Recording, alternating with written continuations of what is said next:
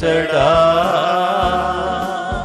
எந்தன் துணை நீரே, என் வாழ்வின் கேடகம், எண்ணில்லா நன்மைகள் என் வாழ்வில் செய்தீரே.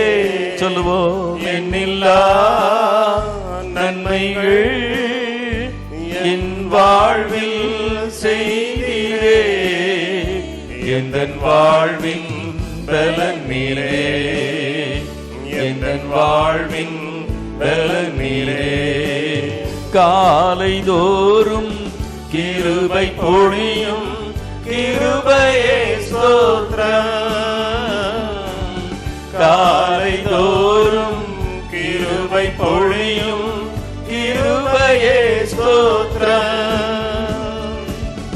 உந்தன் நாமம் எந்த இன்பம், உமது சேட்டை அடைக்கல. உந்தன் நாமம் எந்த இன்பம், உமது சேட்டை அடைக்கலம். எல் ஷடா எந்தன் துணை நீரே, என் வாழ்வின் கேடக. இம்மட்டும் என்னை காத்து நடத்தின எபனேசரே ஸ்தோத்திரம். இம்மட்டும் என்னை காத்து நடத்தின எபனேசரே ஸ்தோத்திரம். எந்த நாளும் கூட இருக்கும் இம்மானுவேலே ஸ்தோத்திரம். எந்த நாளும் கூட இருக்கும் இம்மானுவேலே ஸ்தோத்திரம். யெகோவா ராஃபா இந்த நாளும் எந்தன் பரிகாரி. You are a Lord. Yes, you are a healer. எந்தன் பரிகாரி, எந்த நாடும் வெற்றி தருவீர். யெகோவா நீசியே ஸ்தோத்திரம். எந்த நாடும் வெற்றி தருவீர். யெகோவா நீசியே ஸ்தோத்திரம். எல் ஷடா எந்தன் துணை நீரே, என் வாழ்வின் கேடக. எல்லாரும் சொல்லுவோம், எல் ஷடா எங்கள் வாழ்வின் துணை பலன் கிருபை அடைக்கலம். எஸ், என் வாழ்வின் கேடக.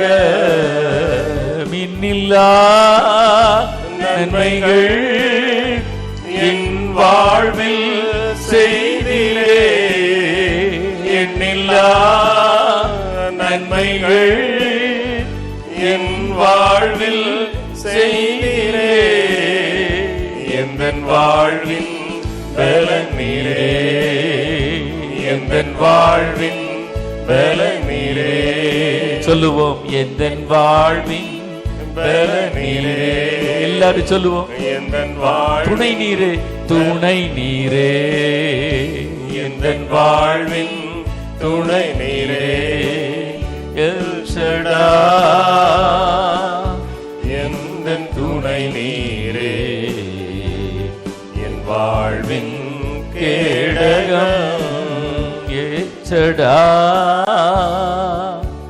எந்தன் துணை நீரே, என் வாழ்வின் கேடகம். சிறுமையும் எளிமையுமான என்மே நினைவாயிருப்பவரே,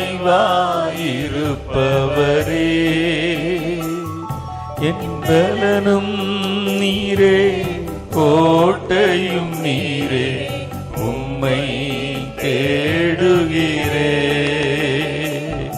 என் பலனும் நீரே, என் கோட்டையும் நீரே, உம்மை வாஞ்சிக்கிறே. கர்த்தாவே, நான் நிலையற்றவன், என் கால்களை ஸ்திரப்படுத்தும். கர்த்தாவே நான் நிலையற்றவன், என் கால்களை ஸ்திரப்படுத்தும்.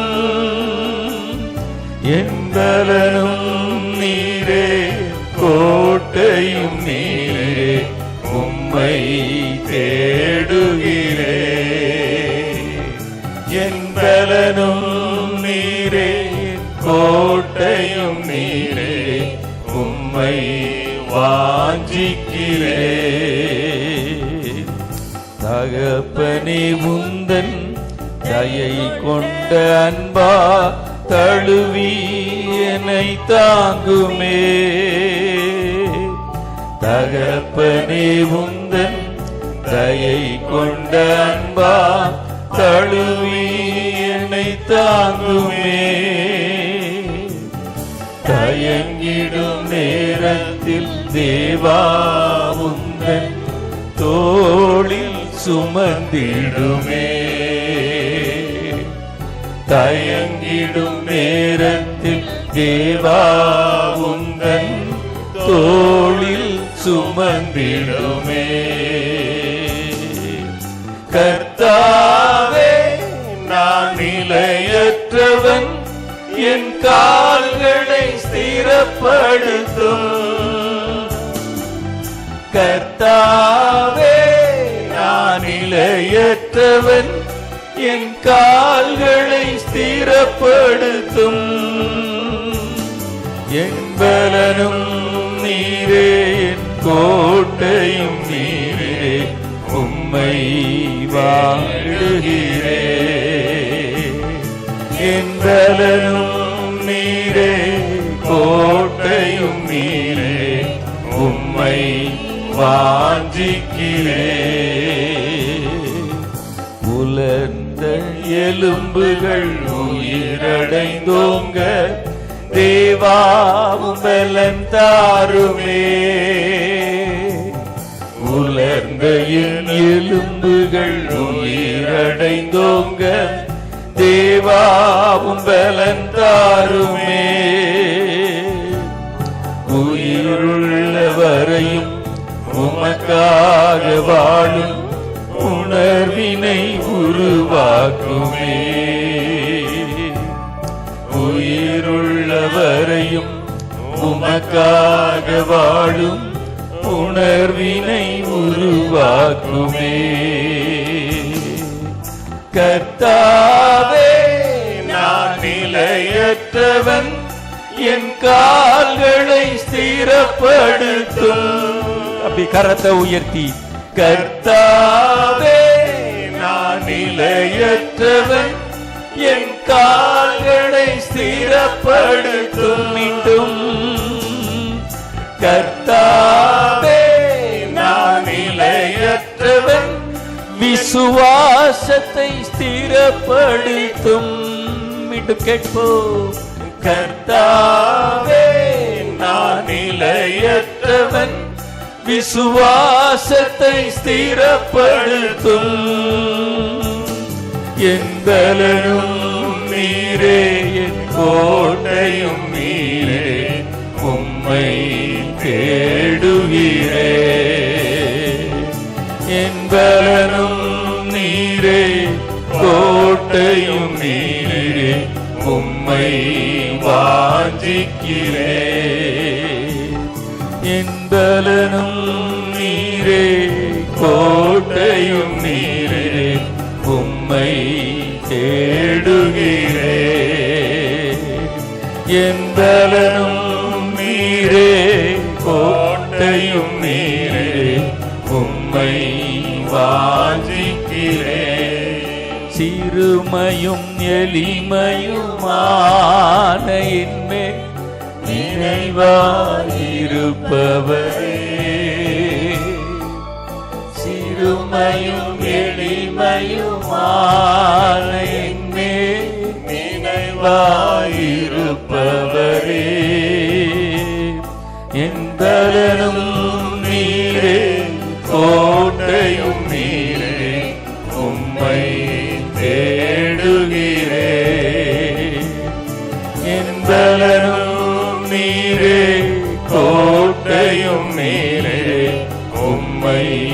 வாஞ்சிக்கிறேன்.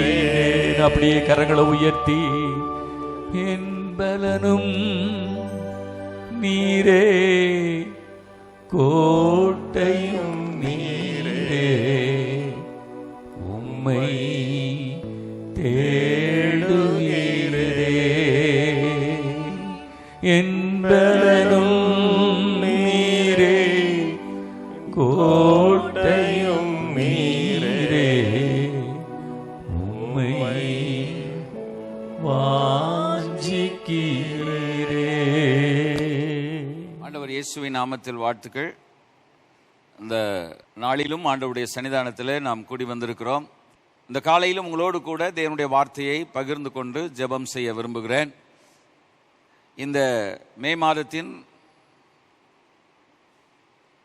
முதல் வாரத்தில், செகண்ட் மேன்னு சொல்லுவோம், இன்னைக்கு நம்ம ஆண்டவருடைய சன்னிதானத்திலே ஆராதிக்க கூடி வந்திருக்கிறோம். இந்த மே மாதத்தினுடைய வாக்குத்தத்தத்தை சொல்லி உங்களுக்காக ஜெபிக்க விரும்புகிறேன். இந்த நாளிலும் ஆண்டவர் நமக்கு வைத்திருக்கிற வார்த்தைக்காக ஆண்டவருடைய சமூகத்திலே அதற்காய் விசேஷித்து சிறப்பாய் நேரம் எடுத்து ஜெபித்த போது ஆண்டவர் என்னுடைய மனதிலே கொடுத்த ஒரு வார்த்தையை உங்களோடு கூட பகிர்ந்து கொள்ள விரும்புகிறேன். இந்த வார்த்தை இந்த நாளிலே ஆண்டவர் நம்மோடு கூட பேசுகிறனுடைய தாற்பயம், உண்மை கருத்து என்னவெனில், இந்த வார்த்தையை இந்த நாளிலும், இந்த மாதத்திலும், இந்த வருடத்திலும், வரும் காலங்களிலும் ஆண்டவர் இதை உங்களுடைய வாழ்க்கையிலே நிறைவேற்றுவாராக. இந்த வசனத்தை உங்களுடைய வாழ்க்கையிலே குறித்து கொள்ளுங்கள். நிச்சயமாய் இந்த வசனத்தின் மூலமாய் ஆண்டவர் நம் ஒவ்வொருவரோடு கூட பேசுவாராக.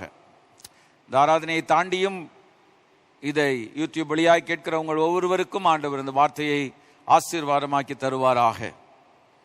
ஏனென்றால் ஆண்டவருடைய வார்த்தை ஒரு நாளும் விருதாவாய் திரும்பாது. His word will never come as void or empty. பிரயோஜனம் இல்லாமல் வராது. அது தன்னுடைய வேலையை அது செய்து முடிக்கும். திருப்பிக் கொள்ளுங்கள். யோசுவாவின் புஸ்தகம் 1ஆம் அதிகாரம் 5ஆம் வசனத்தை இந்த நாளிலே, இந்த மாதத்தின் வாக்குத்தத்தமாய் ஆண்டவர் நமக்கு தருகிறார். ஜாஷுவா chapter 3 verse 5, 5ஆம் வசனம். Let me read for you. உங்களுக்காக நான் வாசிக்கிறேன். யோசுவா ஜனங்களை நோக்கி, உங்களை பரிசுத்தம் பண்ணிக்கொள்ளுங்கள், நாளைக்கு கர்த்தர் உங்கள் நடுவிலே அற்புதங்களை செய்வார் என்றான். ஆண்டவருடைய பரிசுத்த நாமத்துக்கு மகிமை உண்டாவதாக. ஒரு மொழிபெயர்ப்பு விதமாய் சொல்லுகிறது, the Lord will do wonders, in bracket miracles among you. தமிழிலே அற்புதங்களை செய்வார் என்பதற்கு அதிசயம் என்ற வார்த்தையையும் குறிக்கலாம், ஆச்சரியமான காரியங்கள் என்றும் குறிக்கலாம். wonders, miracles, amazing things. The Lord will do wonders. யார் இதை செய்வார் என்றால் ஆண்டவர் செய்வார். ஆகவே இந்த நாளிலும் ஆண்டவர் என் மனதிலே பதித்த பகுதி, கர்த்தர் உங்கள் நடுவிலே அற்புதங்களை செய்வார். The Lord will do wonders or miracles, amazing things among you. உங்கள் மத்தியிலே ஆண்டவர் இதை செய்வார். இந்த காலை வேளையிலும் இந்த வார்த்தையை கேட்க வந்திருக்கிற அருமையான தேவனுடைய ஜனமே, எதிர்பார்ப்புள்ளதான ஒரு மாதத்திலே நாம் வந்திருக்கிறோம். இக்கட்டான ஒரு சூழ்நிலைமையிலே நாம் கூடி ஆராதித்து கொண்டிருக்கிறோம். இதை அதிகமாய் நான் விளக்க தேவையில்லை, இதை குறித்து அதிகமாய் நான் சொல்லிக் கொண்டிருப்பதும் அவசியமில்லை, உங்களுக்கு தெரியும். ஆனால் ஒரு அசாதாரணமான நிலைமையிலும் ஆண்டவருடைய வார்த்தை நமக்கு வருகிறது என்னவென்றால், கர்த்தர் உங்கள் நடுவிலே அற்புதங்களை செய்வார். நாம் சூழ்நிலைமையை பார்த்தால் சோர்ந்து போவோம். When we see around us, situations may be different and worsen. ஆனால் அந்த சூழ்நிலைமையிலும் ஆண்டவரை நோக்கி பார்ப்போமானால் ஆண்டவர் நமக்கு என்ன சொல்லுகிறார்? இந்த காலகட்டத்தில் தேவனுடைய வார்த்தைகளை பற்றி பிடித்துக் கொள்ள வேண்டும். தேவனுடைய வாக்குத்தத்தங்களை உறுதியாய் பற்றி கொள்ள வேண்டும்.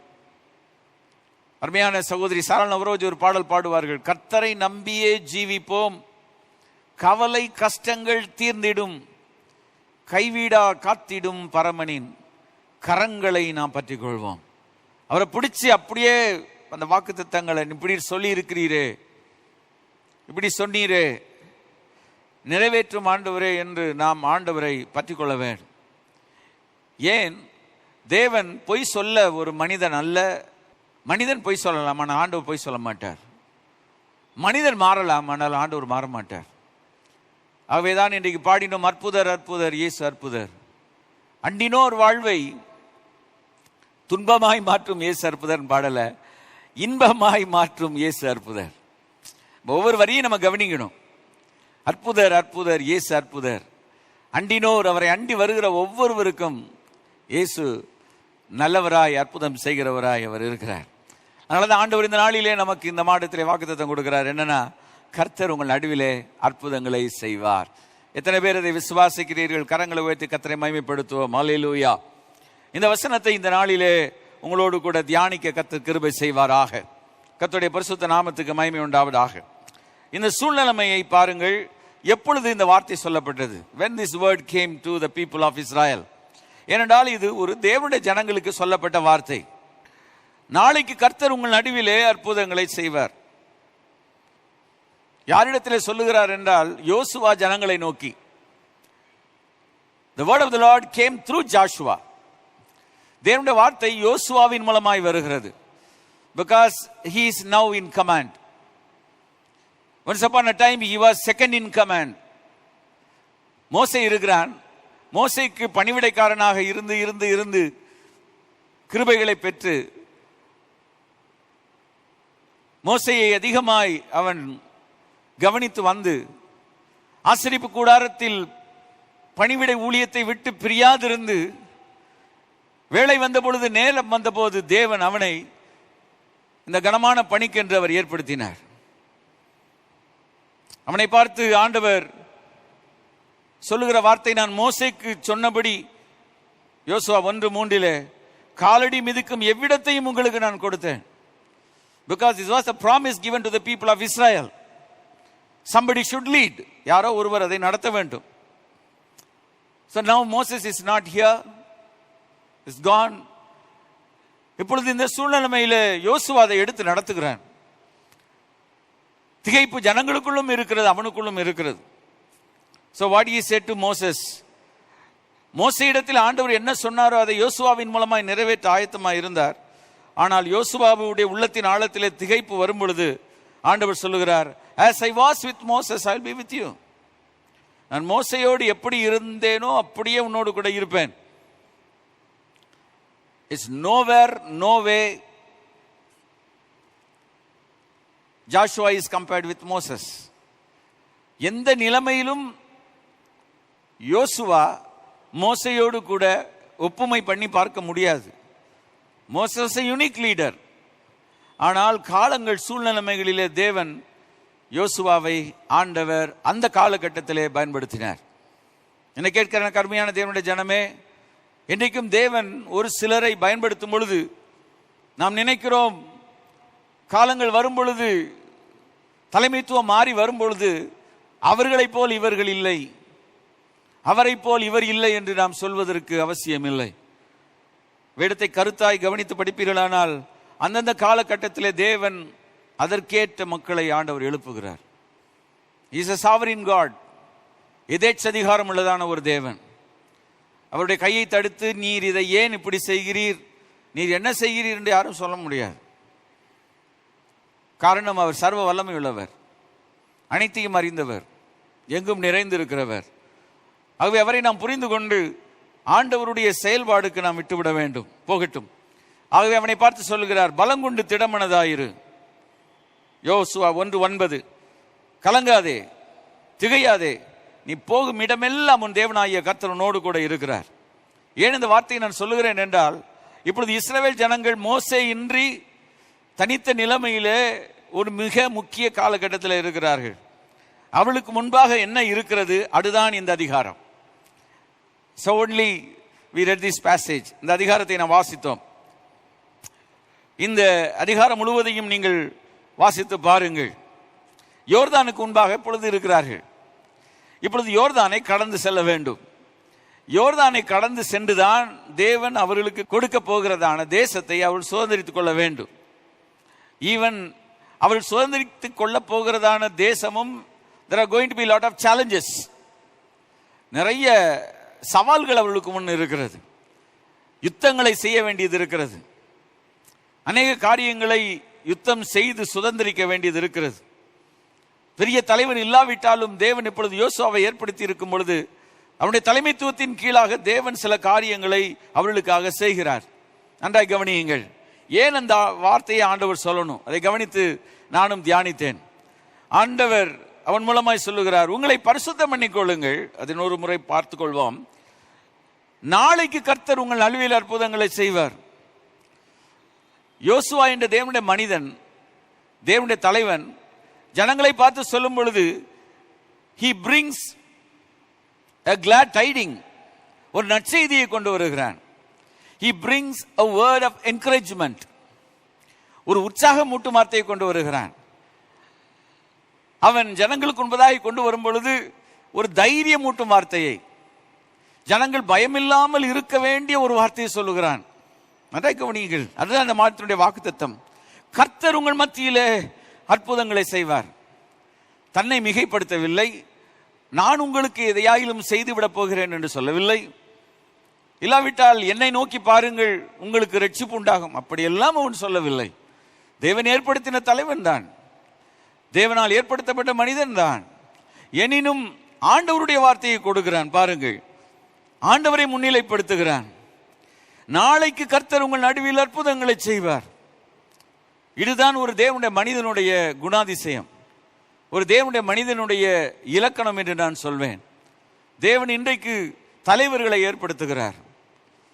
அவர் தன்னுடைய பார்வைக்கு நலமானபடி யார் தேவ சித்தம் செய்வானோ, தேவனுடைய கிரியைகளை தன்னை வெளிப்படுத்தாமல் தன்னை மறைத்துக் கொண்டு தேவனை வெளிப்படுத்துவாரோ, அப்படிப்பட்டவர்கள் மூலமாய் தேவன் அநேக அதிசயமான காரியங்களை செய்ய அவர் ஆயத்தமாக இருக்கிறார்.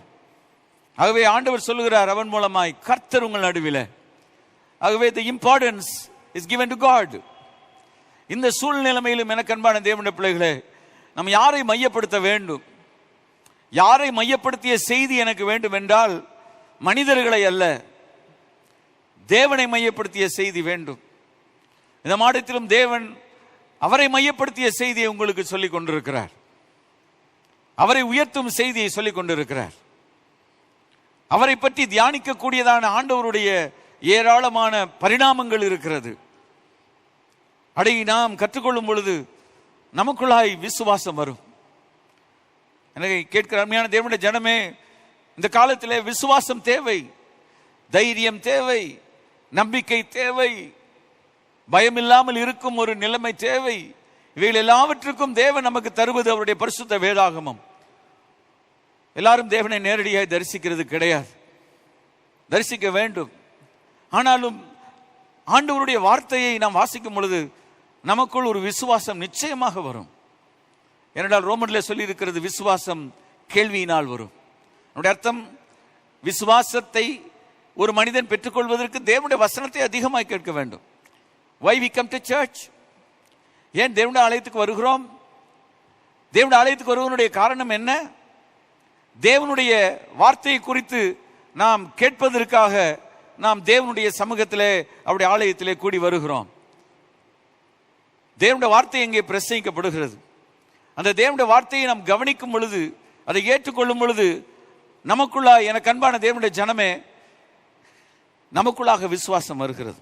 என்ன விசுவாசம் வரணும்? கர்த்தர் உங்கள் நடுவிலே அற்புதங்களை செய்வார். ஆண்டவர் அற்புதங்களை செய்கிறவர், அதிசயங்களை செய்கிறவர். இஸ்ரவேல் ஜனங்களுக்கு அவன் ஏன் அதை சொல்ல வேண்டும்? நீங்கள் இதை நன்றாய் கவனித்து பார்ப்பீர்கள் என்று சொன்னால், இஸ்ரவேல் ஜனங்கள் எகிப்தை விட்டு புறப்பட்ட ஒரு காலம் இருக்கிறது.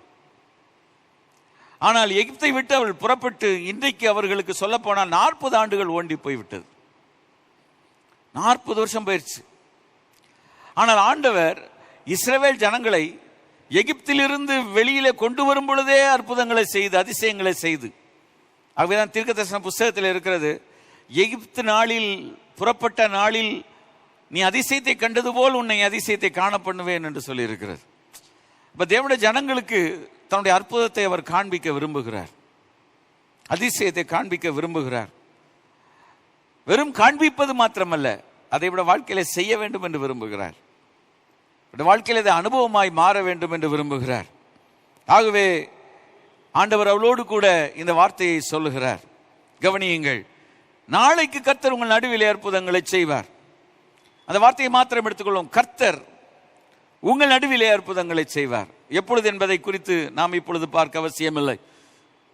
ஆண்டவர் அற்புதங்களை செய்கிறவராக இருக்கிறார். எத்தனை பேர் இந்த காலை வேளையிலே தேவனுடைய சமூகத்திலே வந்திருக்கிற நீங்கள், என்னுடைய ஆண்டவர் எனக்கு அற்புதங்களை செய்வார் என்று நம்புகிறீர்கள்? என்னுடைய ஆண்டவர் எனக்கு அதிசயங்களை செய்வார் என்று விசுவாசிக்கிறீர்கள்? ஆண்டவருடைய வார்த்தை வசனம் தெளிவாக சொல்ல இருக்கிறது, நீ விசுவாசித்தால் தேவனுடைய மகிமையை காண்பாய். இந்த காலையிலே ஆண்டவருடைய வார்த்தை கேட்கிற எனக்கு அன்பான ஜனமே, நீ விசுவாசித்தால் தேவனுடைய மகிமையை காண்பாய். அதனுடைய குறிப்பு என்ன? அதனுடைய கருத்து என்ன? ஒவ்வொரு தேவனுடைய பிள்ளைக்குள் தேவன் கொடுத்திருக்கிற விசுவாச அளவு இருக்கிறது. விசுவாசம் பகிர்ந்தளிக்கப்பட்டிருக்கிறது. அந்த விசுவாசத்தை உடையவளாக தேவன் சொல்லுகிற வார்த்தையை ஒரு தேவனுடைய பிள்ளை விசுவாசிக்க வேண்டும். தேவனுடைய ஆலயத்தில் தேவனுடைய வார்த்தை சொல்லப்படும் பொழுது ஒரு தேவனுடைய பிள்ளை திறந்த இருதயத்தோடு கூட, உங்களுக்கு தெரியும், அப்போஸ்தலர் நடபடிகளின் புத்தகத்தில் பவுல் ஒரு குறிப்பிட்ட இடத்துல ஆற்றோரத்தில் வந்த பொழுது ஒரு கூட்ட பெண்கள் கூடியிருந்து ஜெபித்துக் கொண்டிருந்தார்கள். அங்கேதான் லீதியாள் என்ற பெண்ணை குறித்து நாம் வாசிக்கிறோம்.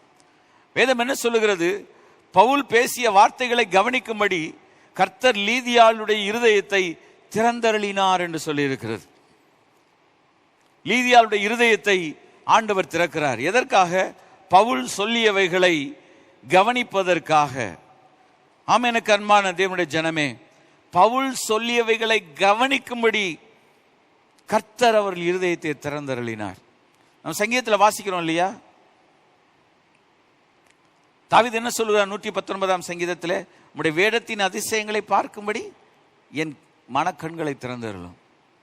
அப்ப நம்மளுடைய நேச்சுரல் ஐ அல்ல, நம்முடைய ஸ்பிரிச்சுவல் ஐ ஆண்டவர் திறக்கணும். அப்போ தேவனுடைய ஜனம் தேவனுடைய சமூகத்தில் அவரை தேடி வரும் பொழுது, தேவனுடைய வசனம் பிரசங்கிக்கப்படும் பொழுது கவனமாக என்ன சொல்லிக் கொண்டிருக்க வேண்டும்? ஆண்டவரே, என்னுடைய இருதயத்தை நீர் திறந்தருளும். அன்றைக்கு பவுல் சொல்லியவைகளை கவனிக்கும்படி. அதை கவனித்திருக்கிறீர்களா இன்றைக்காயிலும்? அப்போ டிஸ்ட்ராக்ஷன்ஸ் வேர் தேர். அன்றைக்கு எப்படி டிஸ்ட்ராக்ஷன் அன்றைக்கே இருந்துச்சுன்னா, இந்த 2000 வருஷத்துக்கு பிறகு இன்னைக்கு so many distractions. அந்த ஆட்டோரத்திலையுமே அங்கும் இங்கும் பார்க்காமல் பவுல் சொல்லியவர்களை கவனிக்கும்படி. என்னை கேட்கிற அருமையான தேவனுடைய ஜனமே, தேவனுடைய வார்த்தையை கவனிக்கிறீர்களா? தேவனுடைய ஆலயத்தில் தேவனுடைய வார்த்தை சொல்லும் போது ஆண்டவர் என்னோடு கூட என்ன பேசுகிறார்? ஆண்டவருக்கு நான் இந்த குறைந்த நேரத்தை கொடுத்திருக்கிறேன், அவர் என்னோடு கூட பேசணும். எப்படி நீரனை ஆசீர்வதிக்காம நாம விடமாட்டேன்னு சொல்றது போல, ஆண்டவரே நீர் என்னோடு கூட பேசணும். அதை எனக்கு கவனிக்கிறதற்கு என் இருதயத்தை ஒருமுகப்படுத்த வேண்டும் என்று கேட்க வேண்டும். தேவனுடைய பிள்ளைகள், நாம் செய்ய வேண்டியதை நாம் செய்யும் போது கர்த்தர் செய்ய வேண்டியதை கர்த்தர் செய்வார். See, God is already doing. He is willing to do and he will do. அவர் 2000 ஆண்டுகளுக்கு முன்பு செய்த அற்புதங்களை செய்வார், இன்றும் செய்வார், நாளையும் செய்வார். பயப்படாதே. ஆனால் நீ கவனி, அடுத்து நீ விசுவாசி. மூன்றாவது என்ன நடக்கும்? நீ தேவனுடைய மகிமையை காண்பாய். இங்கே சொல்லுகிறது பாருங்கள், கர்த்தர் உங்கள் நடுவில் அற்புதங்களை செய்வார் என்றார். The Lord will do wonders among you. பிரஜாதிகளுக்குள் அல்ல, புறதேசத்து மக்களுக்குள் அல்ல, அவரை விசுவாசிக்கிற மக்களுக்குள் ஆண்டவர் சொல்லுகிறார், உங்கள் நடுவிலே என்று சொல்லுகிறார். among you. இந்த காலையில் ஆராதனையில கூடி வந்திருக்கிற தேவனுடைய ஜனமே, உன் மத்தியிலே ஆண்டவர் அற்புதங்களை செய்ய விரும்புகிறார். அதற்காக தான் உன் மத்தியிலே அவர் உலாவுகிறார். வேறு எங்கும் உலாவலாம் அல்லவா? உலாவவில்லையே. 7 பொன் குத்து விளக்குகளின் மத்தியிலே உலாவுகிறார். உன்னுடைய அர்த்தம் என்ன? தம்முடைய திருச்சபையின் மத்தியிலே அவர் உலாவுகிறார். கவனியுங்கள், திருச்சபையுடைய பெயர்கள் வித்தியாசமானதாக இருக்கலாம், போகட்டும். Don't bother about the labels. Don't bother about the boards. ஆனால் அவருடைய சரீரமாகிய திருச்சபையின் மத்தியிலே அவர் உலாவிக் கொண்டிருக்கிறார். இந்த காலையில் உங்கள் மத்தியில் உலாவிக் கொண்டிருக்கிறார். நீங்கள் இருக்கிற இடத்திலே அவர் உலாவிக் கொண்டிருக்கிறார். அவர் உங்கள் மத்தியில் உலாவுகிறதை நான் உணர முடியும். தேவ பிரசன்னம் நான் பேசுகிற இடத்தில் இருக்கிறது. நான் பேசுகின்ற சூழ்நிலைமையில் இருக்கிறதை என்னால் காண முடியும். உன்னால் காண முடிகிறதா? இந்த காலை வேளையில எனக்கு அன்பான தேவனுடைய ஜனமே, உங்கள் நடுவில் ஆண்டவர் அற்புதங்களை அவர் செய்வார்.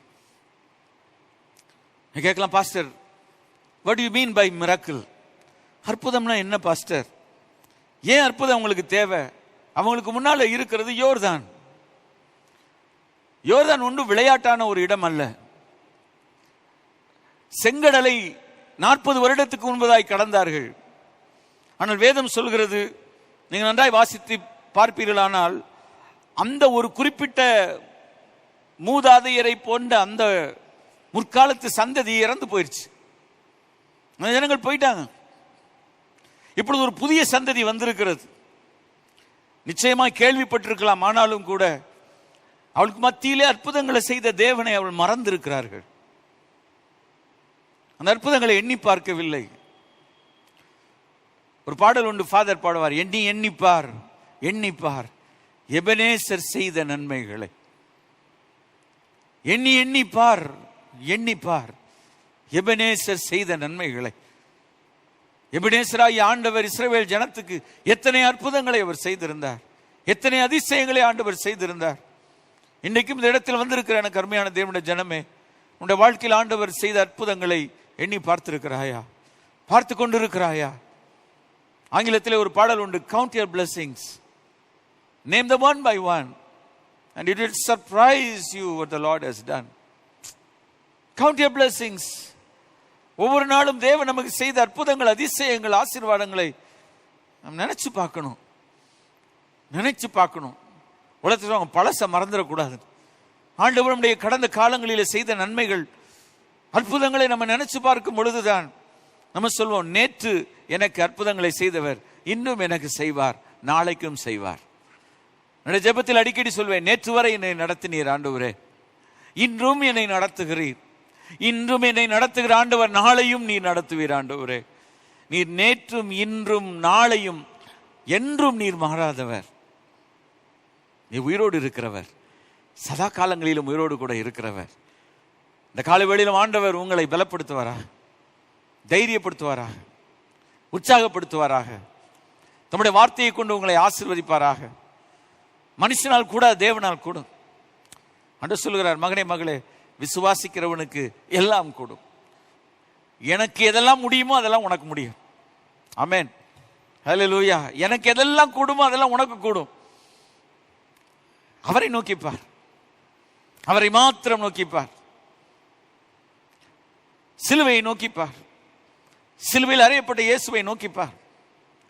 பூமியின் எல்லை எங்கும் உள்ள என்னை நோக்கி பாருங்கள் என்று ஆண்டவர் சொன்னார். உன்னுடைய கவனம் சிதறாமல் இருக்கட்டும். லீதியாளை போல பவுல் சொல்லிய வார்த்தைகளை கவனிக்கும்படி இருதயத்தை அன்றைக்கு ஆண்டவர் திறந்தருளினது போல, ஊழியக்காரனாகிய நான் இந்த நாளிலே உங்களோடு கூட பேசிக் கொண்டிருக்கிற வார்த்தைகளை கவனிக்க கர்த்தர் உங்கள் இருதயத்தை திறக்கட்டும், உன்னுடைய மரக்கண்களை திறக்கட்டும். பவுல் ஜெபித்தானே எபேசு சபைக்காக, முதல் அதிகாரத்தில், இந்த ஜனத்துக்கு பிரகாசம் உள்ள மனக்கண்களை தந்தருளும் என்று. இந்த காலை வேளையில் அந்த ஜெபத்தோடு உங்கள் மத்தியில் நிற்கிறேன். உங்கள் மத்தியில் தேவனுடைய வார்த்தையை பிரசங்கித்துக் கொண்டு இருக்கும் பொழுது ஆண்டவர் உங்களுக்கு ஒரு பிரகாசம் உள்ள மனக்கண்களை கர்த்தர் தருவாராக. மாம்சீக கண்கள் மூடப்படட்டும், மாம்சீக வீதமாய் சிந்திக்கிற சிந்தனைகள் அழிந்து போகட்டும், மாம்ச சிந்தை முற்றிலுமாய் பலிபீடத்திலே சுட்டெரிக்கப்படட்டும். இந்த காலத்தில் ஆராதனையின் ஆரம்பத்தில் ஒரு பாடல் பாடுவார்கள், பலிபீடத்தில் என்னை பரணே படைக்கிறேனே இந்த வேளை, அடியேனை திருசித்தம் போல் ஆண்டு நடத்திடுமே, கல்வாரியின் நண்பினையே கண்டு விரைந்தோடி வந்தேன், கழுவும் திரு இரத்தத்தால் கரை நீங்க இருதயத்தை. ஆண்டவருடைய சன்னிதானத்தில் வரும் பொழுது என்னை உடைய இரத்தத்தால் கழுவி, என்னை சுத்திகரித்து, என்னை பரிசுத்தமாக்கி, எஜமானுடைய உபயோகத்துக்கு ஏற்ற கனத்துக்குரிய பாத்திரமாய் என்னை மாற்றும் ஆண்டவரே. என்னை என்னால் மாற்ற என்னால் முடியவில்லை, முயற்சிக்கிறேன், தோல்வியுற்றிருக்கிறேன். ஆண்டவரே, உம்முடைய கரம் என்னை தொடட்டும், என்னை மாற்றற்று. உம்முடைய வார்த்தைகளை கவனிக்க என் இருதயத்தை திறந்தரலாம். அவருடைய வார்த்தையை கவனிக்க அது என்ன செய்தி இருக்கிறது என்று ஆண்டவர் என்னோடு என்ன பேசுகிறார், எந்த விஷயத்தில் என்னை மாற்றணும், என்னை திருத்தணும், எந்த நல்ல பாதையில் நான் ஓடணும், ஆண்டவரிடத்தில் கேட்போமாக. கர்த்தர் உங்கள் நடுவில் அற்புதங்களை அவர் செய்வார். தேவன் செய்த அற்புதங்களை மறந்து நிற்கிற ஒரு ஜனக்கூட்டத்தின் மத்தியில இப்பொழுது செங்கடல் முன்னால் நிற்கிறது. வருகிறேன், கர்த்தர் உங்கள் நடுவில் அற்புதங்களை செய்வார். இப்ப யோர்தான் அவங்க கடக்கணும். யோர்தான் இப்ப முன்னால இருக்கு. செங்கடலை கடந்து 40 வருஷம் ஓடிடுச்சு. அதனால அது ஆண்டவர் அதில் என்ன செஞ்சார்னு அவங்களுக்கு தெரியாது. ஒருவேளை கேள்விப்பட்டிருக்கலாம், பெற்றோர்கள் சொல்லி இருந்தா பிள்ளைகள் கேள்விப்பட்டிருக்கலாம், பெற்றோர்கள் கருத்தாய் போதித்திருந்தால் பிள்ளைகளுக்கு தெரிஞ்சிருக்கும்.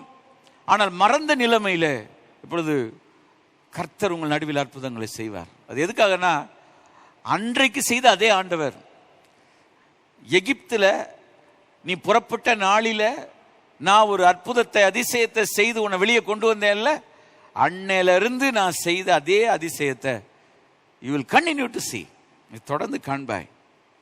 தலைமைத்துவம் மாறி இருக்கலாம், ஆனால் தேவன் மாறவில்லை. ஊழியத்தினுடைய நிலைகள் மாறி போயிருக்கலாம், ஆனால் ஊழியத்தை ஏற்படுத்தின ஆண்டவர் மாறி போகவில்லை. ஊழியத்தினுடைய நிலைகள் வித்தியாசமான நிலையில போய்கொண்டிருக்கிறது, போகட்டும். ஆனால் தேவனுடைய செயல்களை அவர் மாற்றவில்லை. கண்டுபிடிப்பது கடினம், ஆனால் கருத்து இருக்குமானால், இருதயம் இருக்குமானால், தேடுதல் இருக்குமானால் தேவன் நிச்சயமாக உங்களுக்கு அவைகளை வெளிப்படுத்தி கொடுப்பார். கர்த்தருடைய பரிசுத்த நாமத்துக்கு மகிமை உண்டாவதாக. அவளுக்கு முன்பாக இருக்கிறது ஒரு சேலஞ்ச், ஒரு சவால், தொடர்ந்து இருக்கும் சவால்கள். ஆகவேதான் இங்கே பாருங்கள், கர்த்தர் உங்கள் நடுவிலே அற்புதம் செய்வார் என்று மாத்திரம் சொல்லவில்லை, அற்புதங்களை செய்வார் என்று சொல்லியிருக்கு. It is in plural. The Lord will do wonders. The Lord will do miracles among you. அப்போ ஒரு அற்புதம் அல்ல, இப்பொழுது யோர்தானை கடக்க பண்ணுகிறது ஒரு அற்புதம், ஆனால் அதை தொடர்ந்து அற்புதங்களை அவர் செய்ய போகிறார். ஸோ இந்த மே மாதத்தில் நமக்கு அற்புதங்கள் தேவை, அதிசயங்கள் தேவை. We live in a world, we need lot of miracles. ஒவ்வொரு நாள் நமக்கு அற்புதம் தேவை. தெரியுமா உங்களுக்கு? டிஜி சங்கல் ஒரு அருமையான பாடலை பாடுவார்கள். அற்புதமே என் வாழ்வில் அனுதினம் காண செய்யும், தேவா உம் அருள் காண செய்யும். அற்புதமே என் வாழ்வில் அனுதினமும் காண செய்யும். நம்ம அனுதினம் அண்ணான்னு சொல்றோம் இல்லையா? அன்றன்றுள்ள அப்பத்தை இன்று எங்களுக்கு தாருன்னு கேட்கிறோம் இல்லையா? அற்புதங்களை பார்க்கணும் ஆண்டவரே. எத்தனை பேர் இந்த காலை வேளையில், ஆண்டவரே இன்றைக்கு நான் ஒரு அற்புதத்தை பார்க்கணும், என் வாழ்க்கையில் ஒரு அதிசயத்தை நான் காணணும், ஆச்சரியமான காரியத்தை அனுபவிக்கணும்னு எத்தனை பேர் ஜெபம் பண்ணிட்டு வந்திருக்கீங்க? அப்படிப்பட்ட உங்களுக்கு ஆண்டவர் செய்வார், கட்டாயம் அவர் செய்வார். பாருங்க, ஏனென்றால் இப்பொழுது ஒரு பெரிய சவால். இந்த யோர்தான் நதி எங்கிருந்து வருகிறது என்றால், இந்த பைபிளை நீங்க பின்னால படித்து திருப்பி பார்ப்பீர்கள் என்று சொன்னால், லீபனோன் ஹெர்மோன் மலையிலிருந்து புறப்பட்டு வருது. அது கலிலேய கடலை நிரப்பி இறுதியாக உப்புக்கடல், சவக்கடல் என்ற இடத்துல வந்து முடியுது. அங்கிருந்து கொஞ்சம் தண்ணீர்கள் போகலாம் என்று சொல்லப்படுகிறது, சரித்திர ஆராய்ச்சியாளர்கள் சொல்லுகிறார்கள். ஸோ லீபனோன் ஹெர்மோன் மலையிலிருந்து வருது. இந்த யோர்தான் எப்படிப்பட்டது என்றால், அதனுடைய அர்த்தம் ஃப்ளோயிங் டவுன். ஃப்ளோயிங் டவுன், அங்கு இருந்து கீழே வந்து கொண்டிருக்கிறது. டிசெண்டர், இறங்கு முகமாக வருகிறது. அடே, நீங்கள் படத்திலே சில பிக்டோரியல் பைபிள் கமெண்ட்ரிஸ்ல பார்த்தீங்கன்னா உங்களுக்கு தெரியும், அது மேல இருந்து அது ஒரு சர்ப்பம் போல நெளிந்து நெளிந்து நெளிந்து நெளிந்து ஓடுகிறது. The Bible's 400 அடி கீழாக பள்ளமாக பாய்கிறது. ஆகவே அது ரொம்ப வேகமாக வரக்கூடியதான ஒரு தண்ணீர். நம்ம சொல்றோம் இல்லையா, மேல இருந்து ஆர்ப்பரித்து கொட்டுகிறது என்று சொல்வது போல. 2 வசனங்களை வாசிக்கிறேன் உங்களுக்காக. எரேமியா தீர்க்கதரிசியின் புஸ்தகம் 12ஆம் அதிகாரம் 5ஆம் வசனத்தை உங்களுக்காக வாசிக்கிறேன். எரேமியா 12:5. நீ காலாட்களோடு ஓடும்போது உன்னை இளைக்க பண்ணினால் குதிரைகளோடு எப்படி சேர்ந்து ஓடுவாய்? சமாதானம் உள்ள தேசத்திலேயே நீ அடைக்கலம் தேடினால் யோர்தான் பிரவாகித்து வரும் பொழுது என்ன செய்வார்? ஆவிக்குரிய அர்த்தத்தில் யோர்தான் தாழ்மையையும் குறிக்கிறது, அதே நேரத்தில் யோர்தானுக்கு ஒரு பெருமையும் இருக்கிறதா, ஒரு ப்ரௌட் நேச்சர் இருக்குது. என்னன்னா, அது எப்படி வரும் என்றால் பிரவாகித்து வரும். அப்படின்னா ஆர்ப்பரிச்சது வரும். ஏன்னா மேல இருந்து அது வந்துட்டு இருக்குது speedo. So very fast it will come. பாருங்க, எரேமியா தீர்க்கதரிசியின் புஸ்தகம் 49ஆம் அதிகாரம் 19ஆம் வசனத்தை வாசித்து பாருங்கள். நான் உங்களுக்காக வாசிக்கிறேன். எரேமியா 49:19 இதோ புரண்டு ஓடுகிற யோர்தானிடத்தில் இருந்து என்று சொல்லப்பட்டிருக்கிறது. இதை யூ கேன் see in 50ஆம் அதிகாரம் 44 வசனத்திலே நீங்க வாசித்து பார்க்கலாம். புரண்டு ஓடுகிற யோர்தான், பிரவாகித்து ஓடுகிற யோர்தான், அதாவது ஃபாஸ்டா வரும். ஆனா இயேசு கிறிஸ்து ஞானஸ்நானம் பெறுகிற இடம் அமைதியான ஒரு இதமான நிலைமை என்று சொல்லுகிறார்கள். போகட்டும். அதனால அந்த காலத்தில் ஞானஸ்நானம் பெறும்போது யோர்தான ஒரு தேவனுடைய பிள்ளை கடக்கணும் அப்படின்வாங்க. ஆவிக்குரிய ஜீவியத்தில் you have to cross the river of Jordan. சிலர் அதெல்லாம் கடக்க முடியாதுன்னுவாங்க. அந்த காலத்தில் ஞானஸ்நானம் பெறும்பொழுது ஒரு பாடல் பாடுவார்கள், யோர்தான் நதி ஓரம் திகையாதே மனமே. எதுக்கு? யோசனை யாழ் உன்னை கலக்குதே உள்ளமே. யோர்தான் நதி ஓரத்தில் தண்ணி பக்கத்தில் இருந்துக்கிட்டு யோசிச்சுக்கிட்டே இருக்கக்கூடாது. எத்தனை வருஷம் ஞானஸ்நானம் எடுக்கன்னு யோசிப்ப.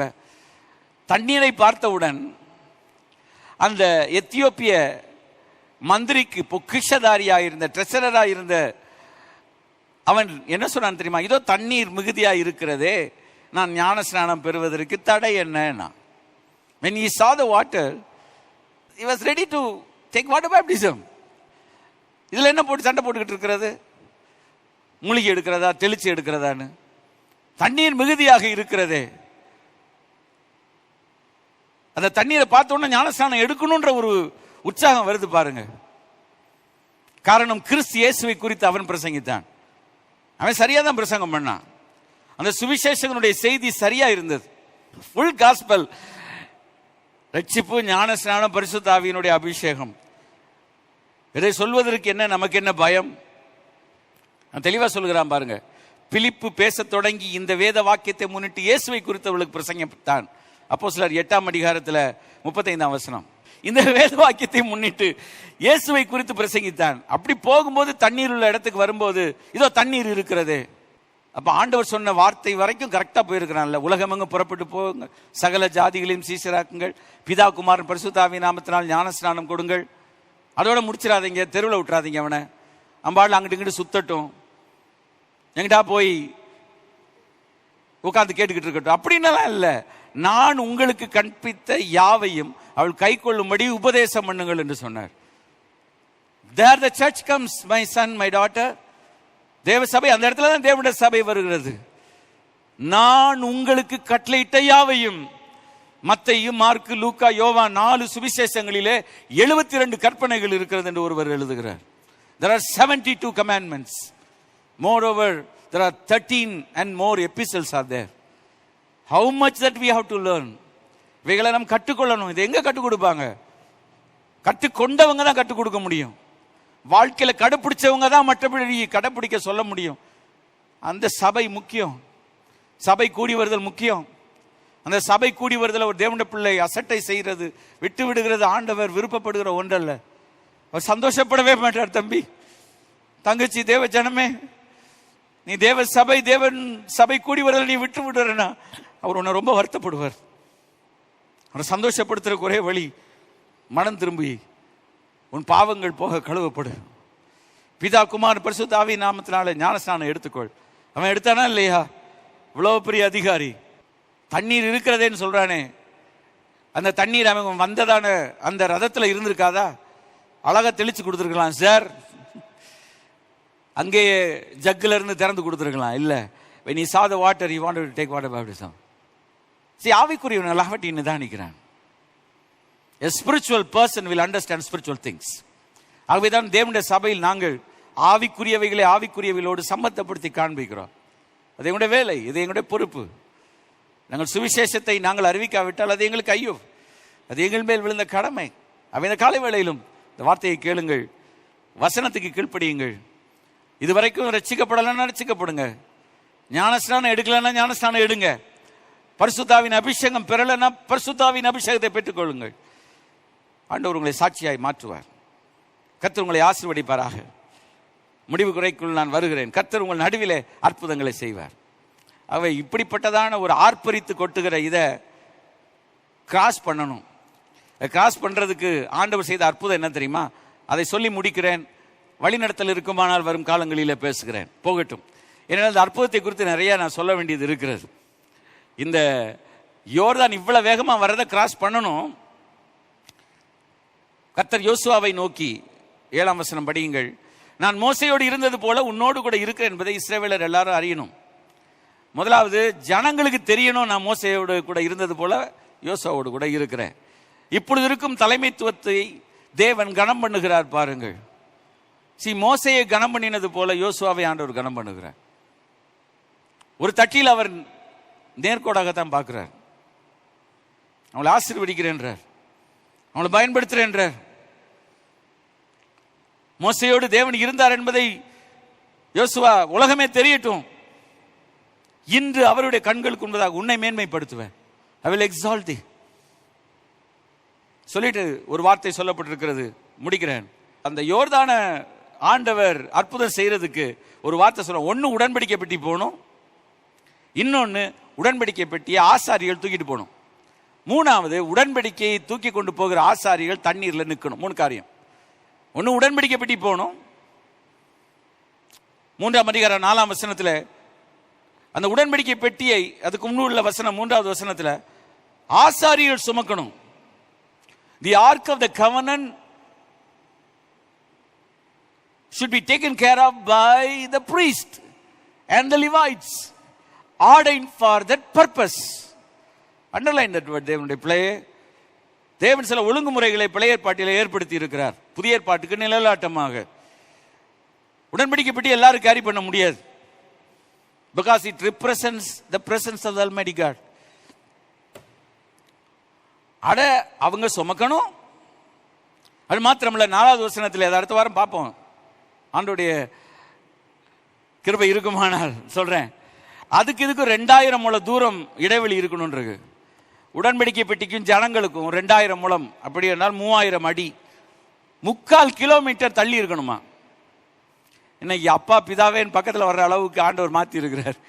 பட் இந்த old testament such a powerful God, வல்லமையில குறைஞ்சு போல இயேசு மூலமா கிருபை இரக்கம் காட்டி இருக்கிறார். அதனால ஆண்டவரிடத்துல விளையாடலாம், இஷ்டம் போல நடக்கலான்றதெல்லாம் ஒரு அர்த்தம் இல்லை. Don't confuse standards. Don't confuse God's standards. Don't confuse God's statutes. Don't confuse God's commandments.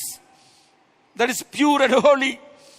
The holy God has set these commandments for you and me to follow. ஆமென். கர்மான தேவனுடைய ஜனமே, அது தூக்கிட்டு போகணும். வேதத்தில் சொல்லப்பட்டிருக்கிறது, நல்லா கவனிங்க. அதை தூக்கிட்டு போகிற ஆசாரியர்கள் உள்ளங்கால்கள் யோர்தானின் தண்ணியிலே பட்ட மாத்திரத்தில், உடன்படிக்கைப்படி அவங்க தூக்கிட்டு போறாங்க, உடன்படிக்கைப்படியே தண்ணிக்குள்ள இறக்கல. ஆனா அந்த உடன்படிக்கைப்படியை தூக்கிட்டு போகிற ஆசாரியுடைய கால் தரையில பட்ட உடனே, வேதத்தில் வாசிக்கிறோம், யோர்தானின் தண்ணீரிலே பட்ட மாத்திரத்தில், ஒரு நிமிஷத்துல செங்கடலை செஞ்சது போல ஆண்டவர் செய்யல. Is a unique God. ஒரு மிரக்கல் படி இன்னொரு மிரக்கல் இல்ல. அன்பான தேவனுடைய ஜனமே, மேலே இருந்து ஓடி வருகிற அந்த 400 அடி உயரத்திலிருந்து வேகமா கீழே பாஞ்சு வர்ற அந்த நதி ஓடாமல் ஒரே குவியலாக நிற்கும் என்றார். ஹalleluya.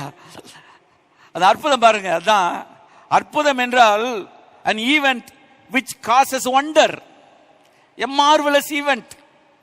அற்புதம் என்று சொன்னால் நம்ம ஆச்சரியமாக என்று பார்ப்பது போல, display of God's power, தேவனுடைய வல்லமையினுடைய வெளிப்பாடு, தேவனுடைய அடையாளம், an extraordinary event, inexplicable in terms of natural forces. Extraordinary event. அதை விளக்கவே முடியாதுங்க. இன்னொரு முறை பார்ப்போம். ஆனா ஆசாரியுடைய கால்கள் அந்த இடத்துல பட்ட உடனே வேதத்தில் பார்க்கிறோம், தண்ணீர் குவியலாக அந்த இடத்துல நிற்குது.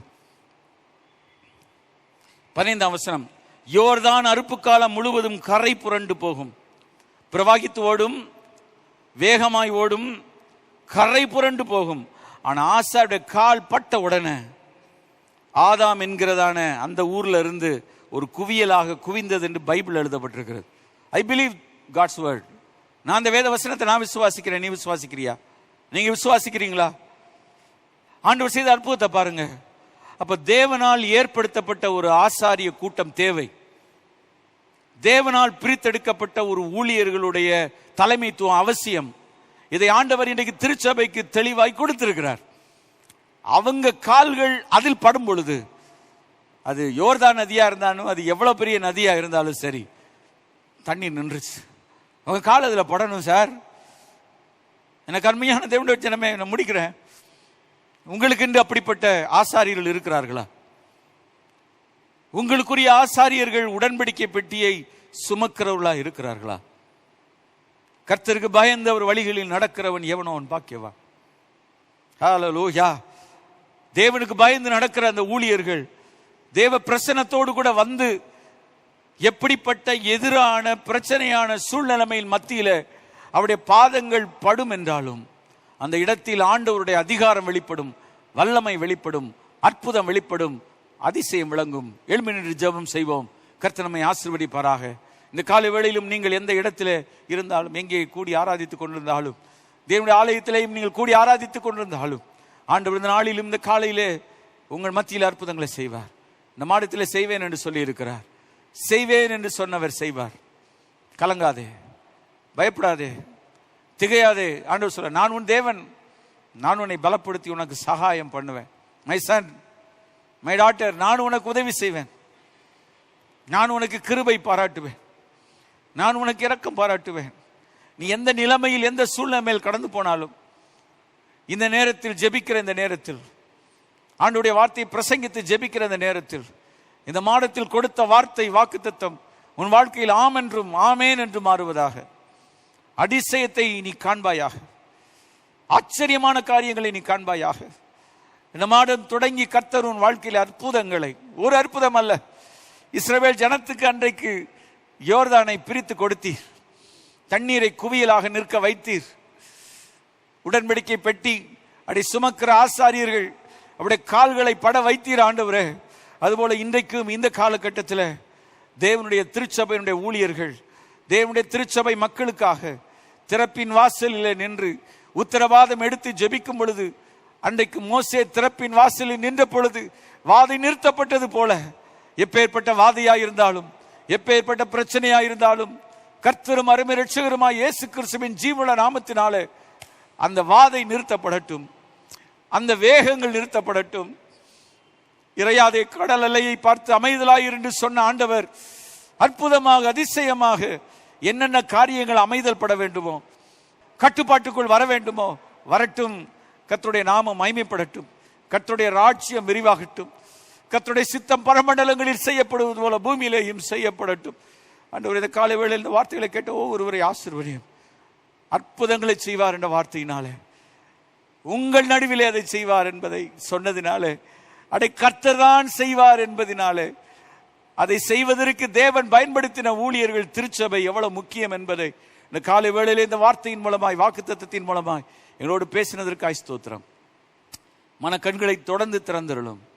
அற்புதமே என் வாழ்வில் அதிசயம் காண செய்யும் என்று பாடுகிறது போல அற்புத அதிசயத்தை காண கிருபை செய்வீராக, நாமத்தை மகிமைப்படுத்துவீராக. இந்த ஜெபத்தின் மூலமாய் கர்த்தர் இந்த வேளையில் ஒவ்வொரு மேல் இறங்கி வருவீராக. உடைய கரம் ஒவ்வொருவரை தொடுவதாக. எந்தெந்த நிலைமையில் எந்தெந்த சூழ்நிலைமையில இயேசுவே எனக்கு இறங்கு, தாவீதின் குமாரனே எனக்கு இறங்கு, அப்பா எனக்கு இறங்கும், என் சூழ்நிலைமையில இறங்கி வாரும் என்று கூப்பிடுகிற ஒவ்வொரு மேல் இறங்கி வருவீரா. அற்புதங்களை அதிசயங்களை செய்வீராக. சாட்சிகளை கேட்க உதவி செய்யும். உடைய நாம மகிமைப்படட்டும். இந்த மாதத்தில் கைட்டு செய்கிற பிரயாசங்கள், மாப்பி செய்கிற தொட்டி, எண்ணெய் கலசம், போக்குவரத்துகள் எல்லாவற்றையும், அதுபோல இந்த நாளிலே நல்ல செய்திகளை கேட்க ஆண்டவரே, கர்த்தருடைய கிருபைகள் கர்த்தருடைய காரியங்கள் வெளிப்படுகிறதை நாங்கள் கண்டு உணர ஆண்டவர் கிருபை செய்வீராக. ஜீசஸ், நாங்கள் நினைப்பதற்கு வேண்டிக் கொள்வதற்கு அதிகமாய் நீர் கிரியை செய்வீர் என்று நம்புகிறோம். துதிகனமையை நீர் எடுத்துக்கொள்ளும். இயேசுவின் நாமத்தில் ஜெபிக்கிறோம் எங்கள் ஜீவன நல்ல பிதாவே, ஆமேன் ஆமேன். என் ஆத்மாவே கர்த்தரை ஸ்தோத்ரி, என் முழு உள்ளமையுடைய பரிசுத்த நாமத்தை ஸ்தோத்ரி. என் ஆத்மாவே கர்த்தரை ஸ்தோத்ரி, அவர் செய்த சகல உபகாரங்களை மறவாதே. ஆமேன். இப்பொழுது நம்முடைய கர்த்தராய் இருக்கிற இயேசு கிறிஸ்துவின் கிருபை, பிதாவாகிய தேவனுடைய அன்பு, பரிசுத்த ஆவியானுடைய அந்யோன்ய ஐக்கியம், சந்தோஷம், சமாதானம் நம்ம அனைவரோடு என்றைக்கும் இருப்பதாக. ஆமேன் ஆமேன் ஆமேன். கர்த்தர் நம்மை ஆசீர்வதிப்பாராக. இந்த மாதத்தினுடைய வாக்குத்தத்தத்தை நீங்கள் ருசிக்க அனுபவிக்க தேவன் தாமே கிருபை செய்வாராக.